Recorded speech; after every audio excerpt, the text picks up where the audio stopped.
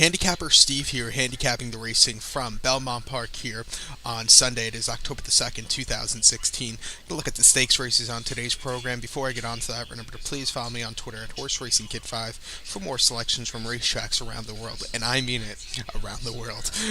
So let's get on to today's stakes action. The races I'll be looking at are races 3, 5, 6, and 8. Races 3, 5, 6, and 8. Don't know why they couldn't just put these races back to back to back and separate, and I don't know why they had to separate them instead of putting them back to back to back. That's my pet peeve of horse racing today. But let's get on to it. Starting off at race number 3 from Belmont Park. It's the 23rd running of the Bertram F. Vanguard Stakes. Purse $150,000 for 2-year-olds New York breds. Field of 5 horses traveling 7 furlongs on Big Sandy. 7 furlongs. And my top selection here will go to the 4 horse, number 4, who is Hall Anchor. I'm going to go 4-2-5-1. 4-2-5-1. Number 4, Hall Anchor, 9-5. Junior Alvarado for Kieran McLaughlin out of Bernardini, winner of the 2016 Breeders' Cup. Not the Breeders' Cup, the Preakness at Pimlico. I believe he also won the Jockey Club Gold Cup or the Travers, something like that.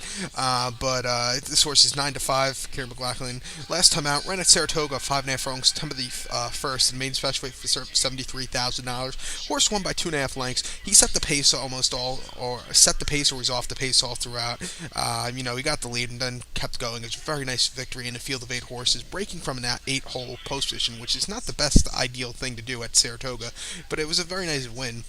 Start before came Saratoga, 6 furlongs in the main special weight, $73,000. This horse finished second by 3 3/4 lengths that day. He set the pace early on and then just couldn't catch the winner, who ran very well. He's been the favorite the last 3 starts. Every start of his career he's been a favorite, and it's been gradually getting heavier and heavier kind of favorite.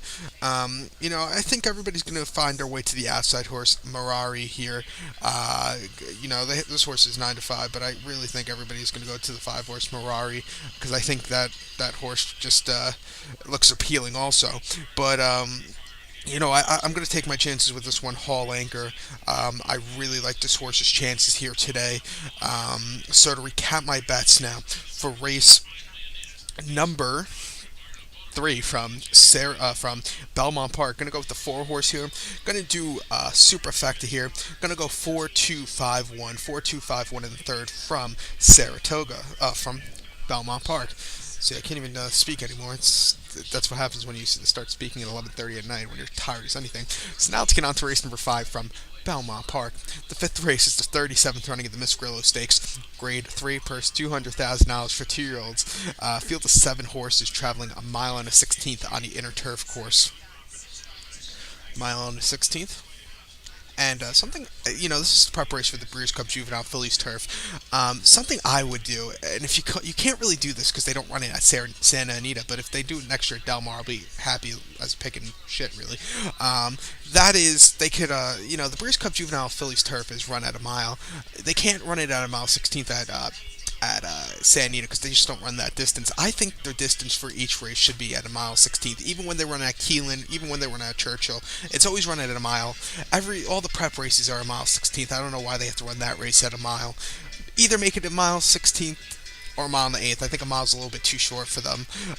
But you have 7 horses in this year's running, and of this Miss Grillo, and I'm going to go with the 7 horse Create a Dream.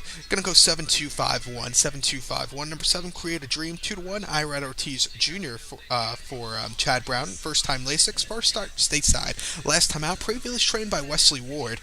Ran June the 17th at Royal Ascot, 6 furlongs of the Albany Stakes. He finished 4th by a length that day, and really didn't have the best of closing kicks that day.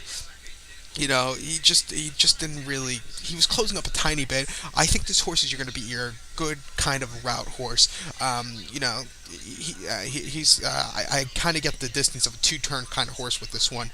And then start before first career start at regular Ascot, April 27th in the Sodexo Condition Stakes. Just a basic allowance race. This horse won by a neck with Jose Valdivia going over to ride this horse from the States. It was a very easy victory. I just think the American horses early on in their 2-year-old season are a lot better than during the European ones, because they just take the American ones are just, I think, are more trained to go early in the season. I think by the end of this season, like right now, I think the European horses, 2-year-olds, are a lot better than the American ones. No, I might get crap for saying this, but the European horses are going a mile and a quarter now. They're doing a lot more testing. They're testing the grounds than the American ones. But I really like this Creative Dream horse, so I'm gonna go with this one. So to recap my bets, race number 5 from Belmont Park is the 37th Miss Grillo Stakes, Grade 3. Gonna go with the 7 horse Create a Dream. Gonna go 7-2-5-1, 7-2-5-1. Now to race number 6, and this race is wide open, I think. The sixth race is the 23rd running of the Joseph A. Gimma Stakes. Purse $150,000 for fillies, 2-year-olds. We have a field of 13 New York breds traveling 7 furlongs. 7 furlongs of traveling. And my top selection here will go to the 5 horse, number 5, Iron Miz. Gonna go 5-12-9-6, 5-12-9-6. Number 5, Iron Miz, 6-1. John Velazquez for Todd Pletcher. Last time out, we're in Saratoga, 6.5 furlongs, August 26th. And the Seeking Anti-Stakes. Horse won by 3/4 length. He stalked the pace that day. He got the lead and dug into a very nice victory. It was a very determined victory by this horse. Start before came at Monmouth, 5.5 furlongs in the Colleen Stakes. This horse finished second by 3.5 lengths behind a horse by the name of Red Lodge, who ran very, very well that day. Who before that ran at Royal Ascot, and before that ran at Belmont, a 5 furlongs basic 5 furlong main special on turf, and really had an easy victory. But this horse closed up to a second place finish against a very tough horse, and then this horse broke her maiden in a maiden 60,000 over at Belmont, 6 furlongs, July 3rd. Horse won by 1.5 lengths on the lead throughout. Easy victory. Gonna go with this horse here. I think her last start on dirt really proves this one. 6-1. Gonna take a chance here. So to recap my bets for the Joseph A. Gimma, race 6 from Belmont Park. Gonna go with the 5 horse. Gonna go 5-12-9-6, 5-12-9-6. So now let's get on to race number 8, which is the featured on today's program. The 8th race is the 3rd running of the Temperance Hill Invitational. Purse $200,000 for 3-year-olds and upwards. Field of 8 horses traveling a mile and 5/8 on the big sandy racetrack at Belmont Park.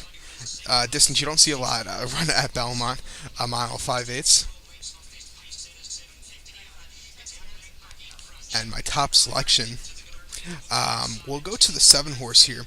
Number 7, Melmeek. Gonna go 7-8-5-6, 7-8-5-6, and something with there being a field of 8 horses in this year's running. The last 2 runnings, I only think they only have like 5 or 4 horses in the runnings. This year you have 8 horses, and it's turning into a very good prep race for that marathon race they have Breeders' Cup Friday. It's not a Breeders' Cup Marathon anymore, but it's just a basic 200,000, 500,000 marathon race, which always fills up good. It's always a good race. Some of these horses you might be seeing them in Southern California in 6 weeks' time. But number 7, Melmeek, maybe if he does well here, he should go over. So 7-8-5-6. Number 7, Melmeek. 5-2, Enrico de Silvia on this 5-year-old gelding. At a Wilco, winner of the 2004 Breeders' Cup Juvenile at Lone Star Park. Last time out, this horse ran August the 31st, Woodbine, mile 16th, in the Allegheny Stakes. Against restricted horses, this horse won by half length. Field 3 horses, he should have won, and he did. 55 cents to the dollar. He was either a stalking or on the lead. Got the lead and didn't look back. Easy victory in a field of 3 horses. Start before August the 1st at a mile 16th of Woodbine, the Segram Cup. This horse finished 3rd by length that day. He was closing up that day, but needed a little extra ground. At this marathon distance, he's done decently. He was running in a kind of a marathon series they were running at Woodbine last season. To start off with, November the 5th, a mile 5/8 at Woodbine in the Lounge race. He won by 2 lengths. He stalked the lead. And at the top of the stretch, got the lead and just drove home. Easy victory. And then he raced in the Valedictorian Stake, the traditional closing day feature at Woodbine, mile 3/4, November 29th. He won by 10 1/4 lengths. An easy victory in a field of 8 horses. Got a 102 buyer, which I believe is tied best of his career. I'm gonna go with this horse here.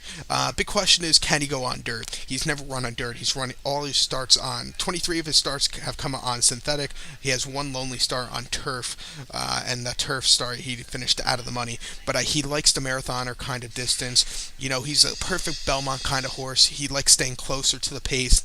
If he sits off of it and gets a good clear run, I think he should win. 5-2, I would actually single this horse if you're playing the pick 6 or pick 4 tomorrow. So to recap my bets for race number 8 from Belmont Park, it's the third running of the Temperance Hill Invitational, the feature on this Sunday afternoon. Going to go with the 7-horse Melmeek. Going to go 7-8-5-6, 7-8-5-6. So good luck to all, and follow me on Twitter at HorseRacingKid5. Good luck, everybody.